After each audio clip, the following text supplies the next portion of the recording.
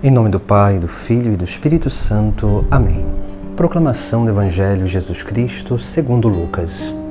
Completou-se o tempo da gravidez de Isabel, e ela deu à luz um filho. Os vizinhos e parentes ouviram dizer como o Senhor tinha sido misericordioso para com Isabel, e alegraram-se com ela. No 8º dia, foram circuncidar o menino, e queriam dar-lhe o nome de seu pai Zacarias. A mãe, porém, disse: Não, ele vai chamar-se João. Os outros disseram: Não existe nenhum parente teu com esse nome. Então fizeram sinais ao pai, perguntando como ele queria que o menino se chamasse. Zacarias pediu uma tabuinha e escreveu: João é o seu nome.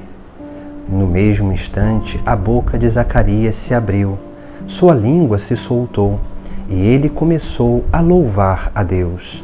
Todos os vizinhos ficaram com medo, e a notícia espalhou-se por toda a região montanhosa da Judéia.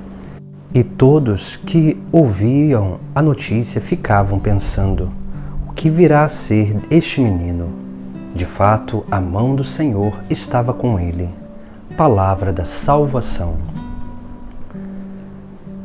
No texto sagrado de hoje, contemplamos este nascimento de João Batista, mas também o texto sagrado manifesta a missão de João, que é expressa através da escolha do seu nome. João significa o portador da graça, e assim nós precisamos entender: todo nome que é imposto em alguém é um nome que dá àquela pessoa a sua própria missão. O nome, ele significa justamente isso. O nome significa a nossa missão no mundo. Por isso que precisamos cada vez mais entender esse grande mistério daquilo que é a nossa espiritualidade, o nosso carisma, aquilo que é a missão que o próprio Deus nos impõe e quer de nós, para que nós possamos usar os dons que já nos foram dados a serviço dessa missão, dessa obra de salvação. Por isso que nós vemos no texto sagrado de hoje alguns elementos dessa realidade missionária, dessa realidade onde Deus escolhe, elege alguém para ser o precursor, mas essa eleição, ela é causa de alegria para todos aqueles que estão à sua volta. E aqui no caso é sim para os seus pais e para aquelas pessoas daquela região que ficavam ali admiradas, pensando o que seria daquele menino. João é o portador da graça, ou seja, o portador do anúncio da salvação, aquele que anuncia o Cordeiro de Deus que vem tirar o pecado do mundo. Por isso que nós vemos no texto sagrado que ali, quando perguntam qual vai ser o nome do menino, eles pensavam que ele iria receber o nome do seu pai, Zacarias. Mas Isabel diz: ele vai chamar-se João.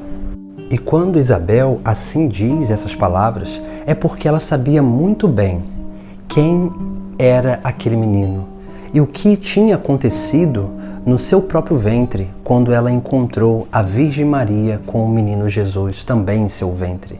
Aquele menino exultou de alegria porque ficou cheio do Espírito Santo já dentro do seu ventre.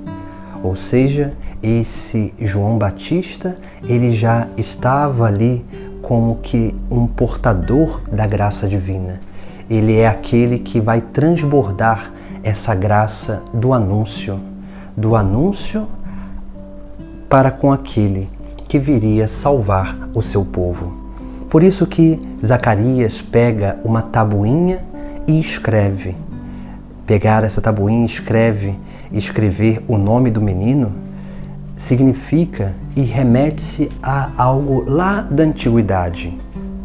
Remete-se às tábuas dos 10 mandamentos, porque nas tábuas dos 10 mandamentos estava ali a lei natural do ser humano, aquelas 10 regras de vida, 10 regras da natureza humana, Assim como lá na antiguidade, o povo de Israel, Deus revelou aquilo que estava inscrito no interior do ser humano, assim também, nesse momento aqui, Zacarias confirma qual será a missão espiritual daquele menino, qual que é a lei espiritual que está regendo aquele menino.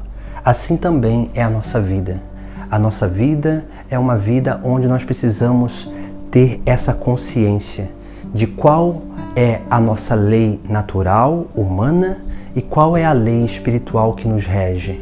Porque uma vez que nós alcançamos e entendemos essas duas realidades que estão sempre unidas em nós, nós começamos a dar passos concretos para crescer cada vez mais numa maturidade humana e espiritual, para sermos como João, também portadores da graça, portadores do anúncio da salvação, esses canais da graça para a vida do mundo, para mostrar ao mundo aquilo que é o verdadeiro caminho de salvação.